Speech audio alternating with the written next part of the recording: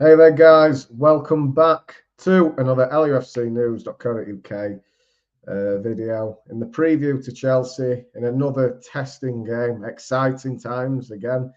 You know, even though it is a bit of a storm at the moment in the Premier League for Leeds United, it's also one that we can relish and really get up for tomorrow. Expecting an extremely difficult game against Chelsea. Obviously, did really well with the 10 men against Chelsea, against Arsenal, should I say, in a 1-1 draw where Moises Caicedo tried to play the bluff over the referee.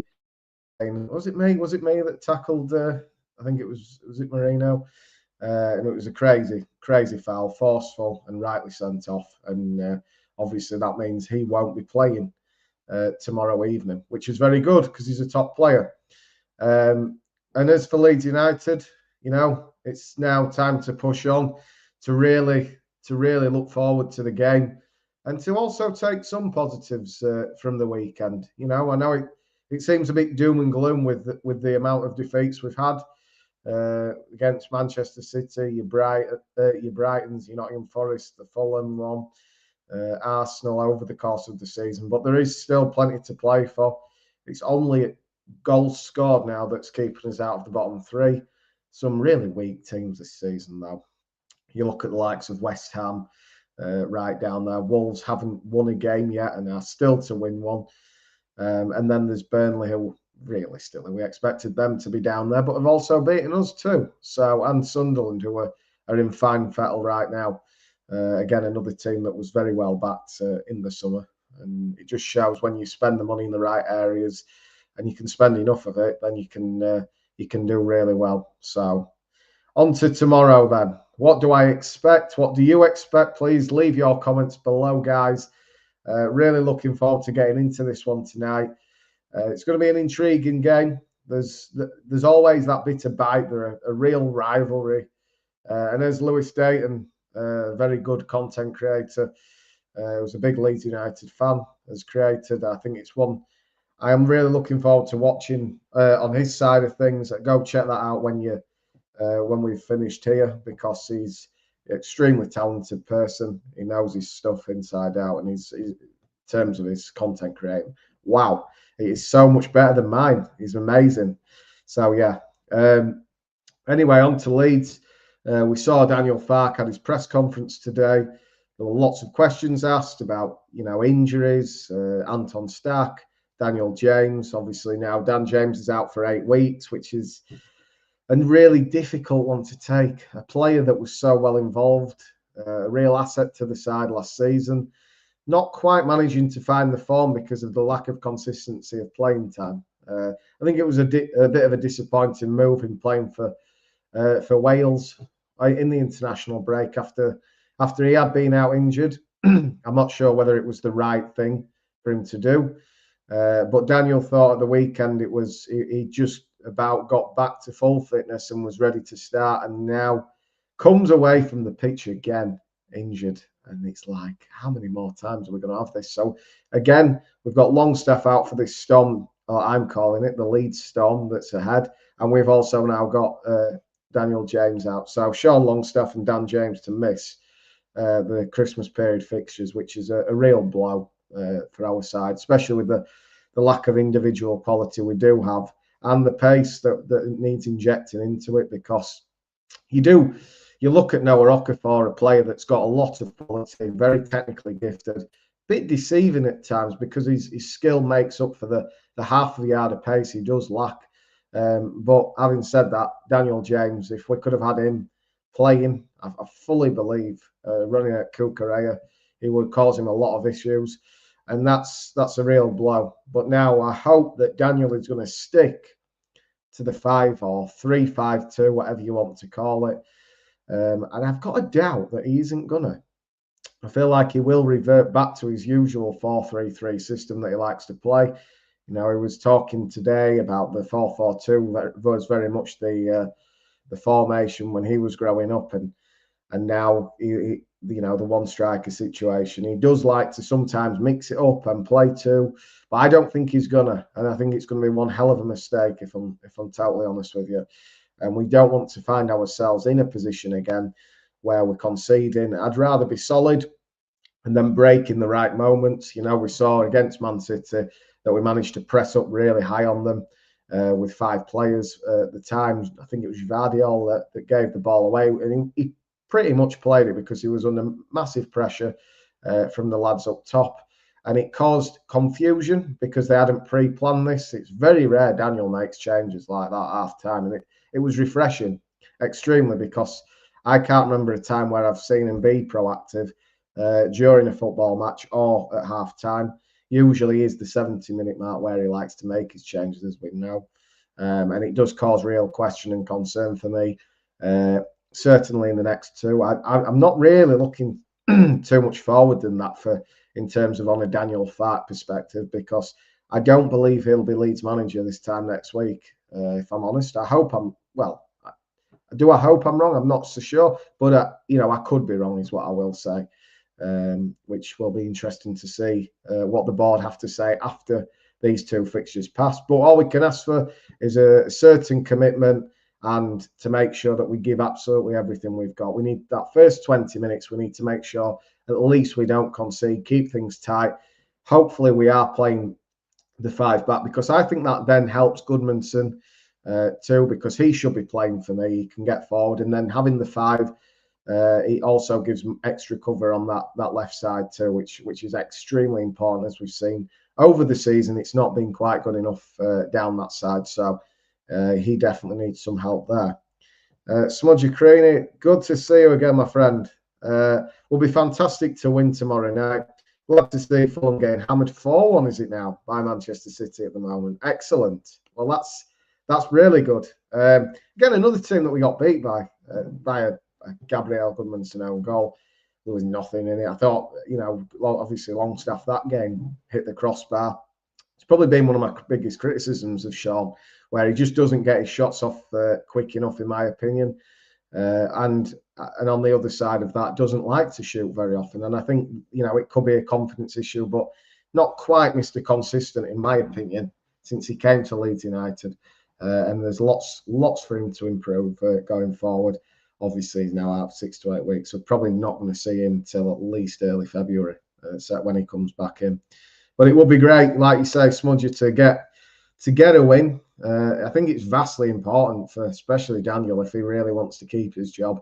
He's put himself in sort of this situation. There's been reports that Daniel was very much at the front line of the recruitment this summer, and I can't help but feel they're using him as a little bit of a scapegoat in case that they want to give to almost part company with him. And I think it's a little bit harsh what they've done, but I don't think he was properly backed in the summer, and that's why we are where we are, unfortunately, because we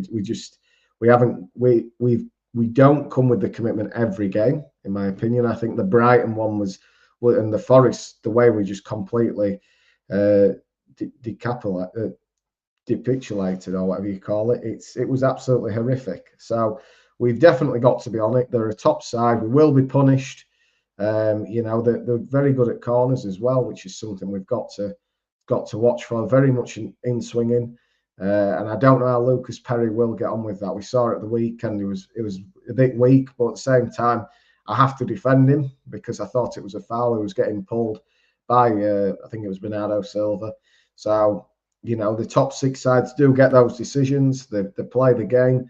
And you saw with the Donnarumma situation, there's been a hefty talk on that from Daniel, especially after the match. And there was little mentions in today's press conference about the situation involving Donnarumma and the almost cheat card, so that the team could readjust and speak with Guardiola, because obviously we went 2 up top, Leeds United, and it caused a lot of confusion for them, because you can see that Pep literally gave the pep talk to his players. So yeah, so get your thoughts in below, guys. What do you think the score's going to be tomorrow night? And under the lights, it's always my favourite time at Ellen Road. A little bit late on the kickoff time, but I don't mind, because it's obviously a huge fixture. Goes back many years, well before I even touched this earth. Why Leeds and Chelsea are rivalries. There's always that bite in the game. There's even when players like John Terry leave, we saw after during the Aston Villa game where we gave the goal back in 2019, I believe it was. So yeah, and John Terry was giving all the big mouths, and Leeds fans were singing and at him and chanting about Chelsea. So it's never too far away, is that rivalry. And as songs go by, we all know, it's always an exciting one and one for the neutral to really look forward to. And us as supporters, really, really fascinating rivalry that hasn't obviously been played so much in the last 20 years as much as it should have been, obviously due to Leeds not being in the Premier League and it was just been a very inconsistent time with lots of financial issues and things going off externally off the pitch.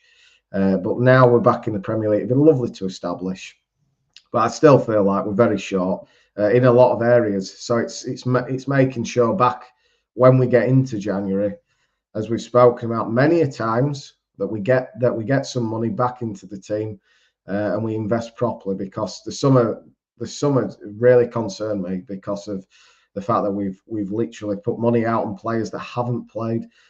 Sebastian Bornau was mentioned, like I said today, that he'd had a lot of injuries since coming to Leeds.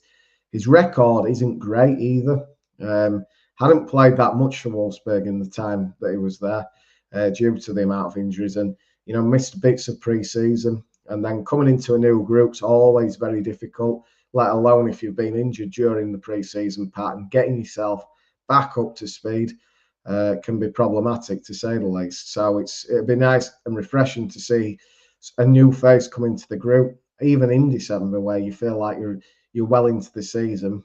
There's still lots of football to be played, and when we talk about Christmas, we're looking at the darts, we're looking at football.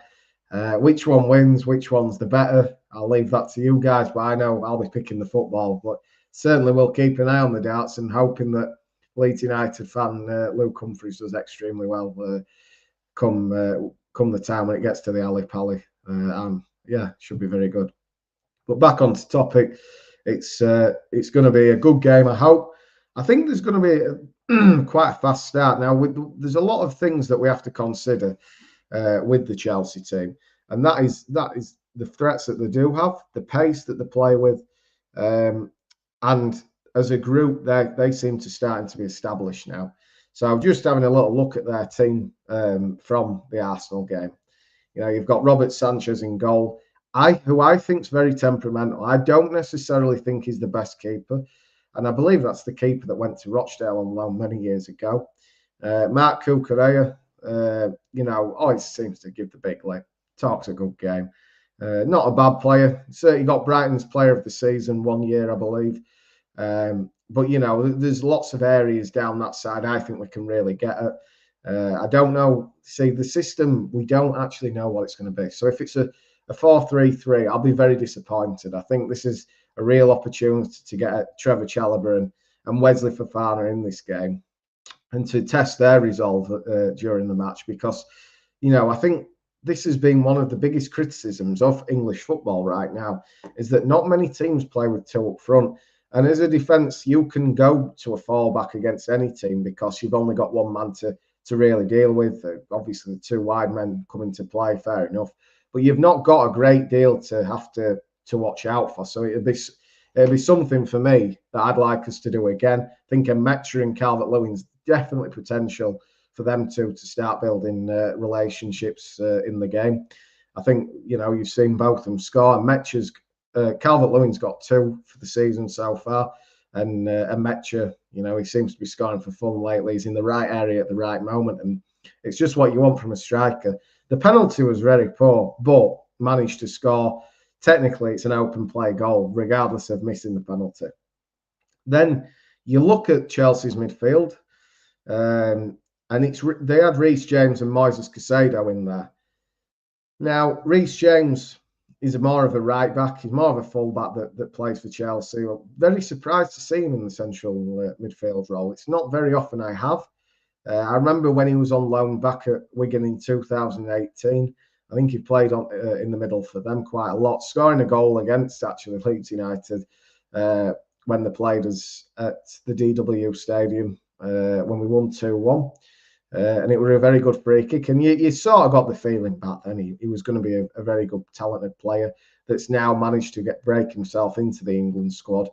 But it's one of those for me. I think it's more the front four that are going to cause the issue. So if Leeds can manage to neutralise any sort of threats from these three, such as Estevo, Fernandez, Neto, lots of pace, lots of talent, lots of attacking ability there to really try and get at Leeds. If we can try and stop that will be half of the battle. It's going to be a real tough task. Bogle will be up against Pedro Neto. You're going to have Estevo up against potentially Gunmanson and Enzo Fernandez. I can imagine Ampadu will be keeping an extremely close eye on him too. And I think from the first minute, let them know we're there. Start to make some tackles, try and get stuck in, not to an excessive degree with any forceful intent too much, due to the fact that VAR is very much in the picture right now, where it's complete. It's just I can't stand it to be honest, and I think there's lots of work still to be done with it. I think the offside situations are just horrific.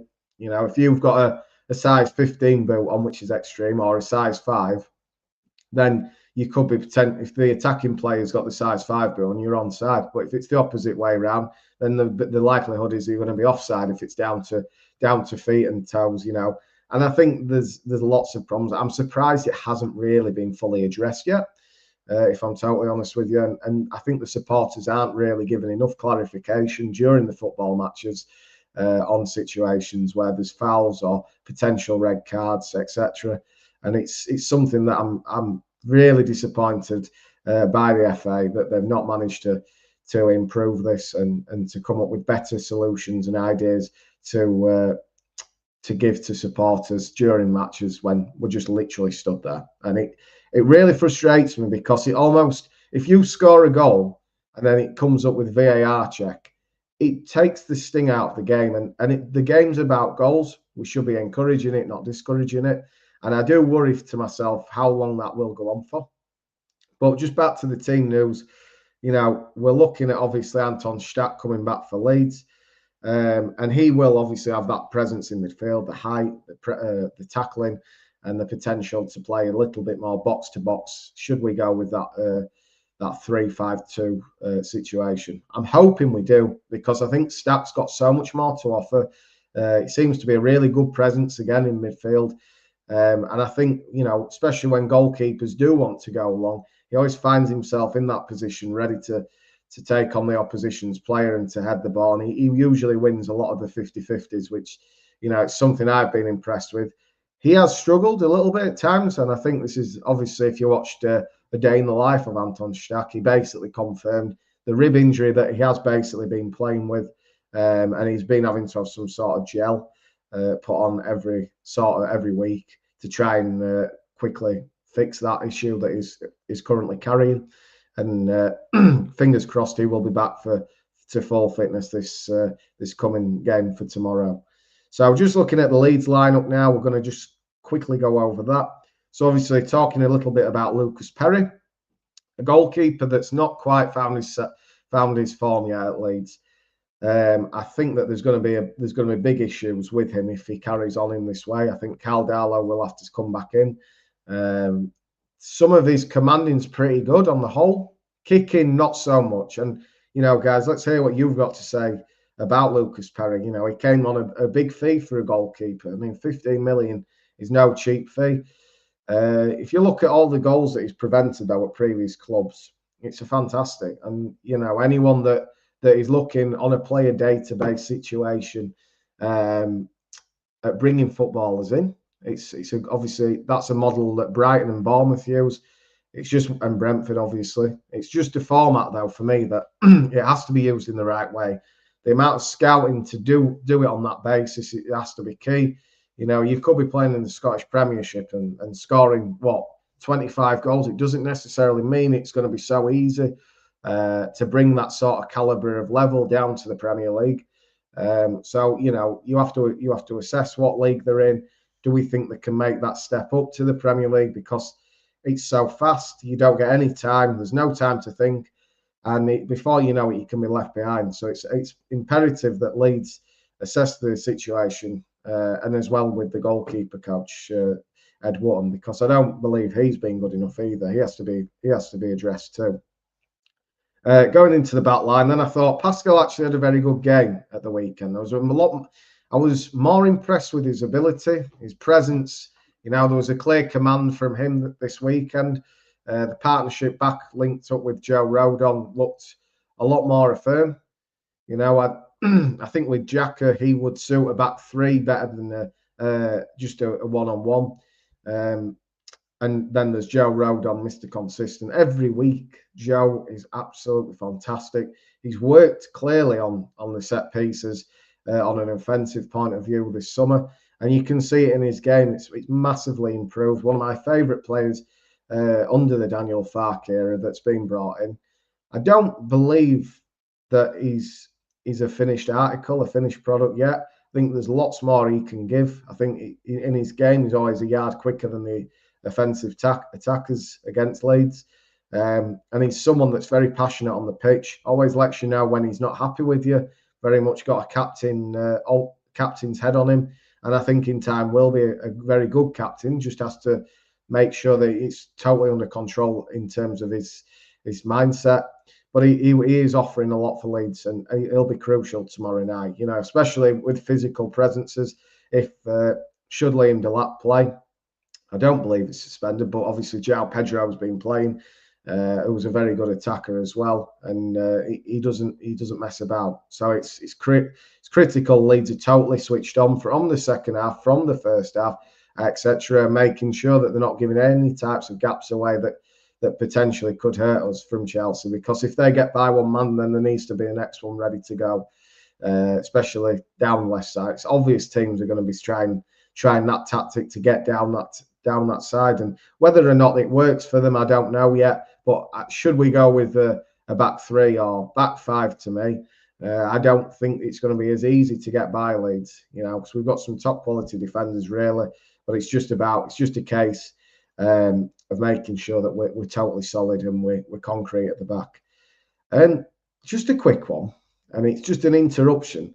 It's currently Fulham 3, Manchester City 5, which I've just noticed on my phone. That is absolutely nuts. Who would have ever thought Fulham would score 3 against Manchester City? I mean, they didn't look like scoring 1 against Leeds, so that's very interesting. So Emile Smith-Rowe, Iwobi, and Chukwueze have pulled 2 back for Manchester City, for Fulham, should I say? Sorry, as they went 5-1 down against Man City, which is crazy. So they're back in that with 10 minutes to go. Extremely intriguing. And just some other scores to keep you up to date, guys. Bournemouth currently drawing 0-0 with Everton, and Newcastle Spurs is 0-0 at half-time. So not really too much action, and it looks like Fulham and Man City have adopted all the goals for today after a struggle getting through Leeds' second half at the weekend. As for Jayden Bogle, I like Jayden. I think he's got a lot to offer. Again, similar to Joe, I still think he's got more to give too. I think there's going to be it's going to be a big season for him. I don't feel like we've really got going yet with all the international breaks that's been on. I think there's a lot of potential for him. He likes to get forward. I do think he lacks half a yard. Now it'd be interesting to see what everybody has to say. But I do think he lacks half a yard in terms of his pace and his athleticism. But it's something that I'll keep an eye on over the season. But he's certainly adapted really well, I think, to the Premier League. And he's obviously learned from those previous experiences with Sheffield United, where they were just conceding goals for fun, and a lot came down his side that year. So yeah, he's done remarkable really for Leeds since coming. And probably the most improved player under the Farke era as well, Jayden, because I wasn't sure about him when he first arrived. I think there are a few nerves in there as well. As for the midfield, we'll touch on James Justin as well. We spoke about the left side really, but I thought he did okay. Very difficult for him though, being a right-footed player, and you're almost your strength's going to be on your right foot. So when teams try and get in behind, it's always very challenging to get back and get stuck into the defence. But, you know, we'll have to wait and see whether he goes back to Gabriel or whether he gives James another go. I'd be going back to Gabriel Goodmanson, bring him Biol in, play him down the middle, then go for Strauch on the left and Rode on the right. Two wing backs for me would be Goodmanson and Bogle. Then the midfield situation would be Tanaka, Stack, and then Ampadu. And then obviously up top, I'd go Calvert-Lewin and Metcher. So it's pretty critical. We've got some sort of midfield that's ready to get stuck in at the weekend. We'll just quickly go to the comments, guys. I do apologise that Helen's been sat there for a while. It will be great to get a win. It absolutely will be, Helen. It's going to be one of the toughest games of the season, if not the toughest. Mark, we're just going to show this. Fulham 4, Manchester City 6. Oh my gosh, it went to 5-4 as well. So Fulham, oh, it is 5-4. Right, okay. Yeah, I'm going to say, so it's 5-4. Manchester City, what is going on right now? Absolutely mental. Sander Berge own goal, which went in the 54th minute for Man City as well. So in theory, Fulham have actually scored 5 tonight, which is crazy. Mark's also said, thank you very much, Mark, for that as well. Keep the scores coming in, guys. We win 2-1. I hope so. I'm not going to say what I've backed for tomorrow in my little predictions that I do. But, you know, I think it's going to be obviously hard. And Daniel's got to win both. It's very much it feels a situation where it really could be the end. But we saw at the weekend, Leeds do have it in them. And the one good thing is the players are responding. So the players responded really well to the tactical changes that Daniel made, the tweaks, and to not play Aronson and to see how good Leeds were. It looked as though, to me, felt like we were playing with 11 men for a change. So that was also very refreshing to see too. Just a little bit then onto the last one. So Willie Nonto. Big question marks come January now then. There's a lot of talk that Willie could leave in January if game time doesn't increase. And it's a big concern because he's one of our more creative players. He's got pace. Again, another player that's very deceiving. He's got a lot of ability on the ball. His ball retention works extremely good. And he's a ball carrier. He isn't afraid to run at defences for such a small person. I think he probably terrorizes defenses a lot more than somebody that's a little bit taller like Anton Stack. So I hope to see him playing at some point during this match. I think the system formation changes that may apply don't quite suit Willie's game or to the system especially. He has played up front before for other teams who we got him off last time. But unfortunately, I just can't see him playing. I think he'll be a very good impact player, though, for when we do need him during the match, because we're 100% going to need him. And obviously, Dan James, injured for 8 weeks and not going to be returning for some time, unfortunately, due to another hamstring injury. So as for the bench, you know, Noah Okafor is also another option. I really like him.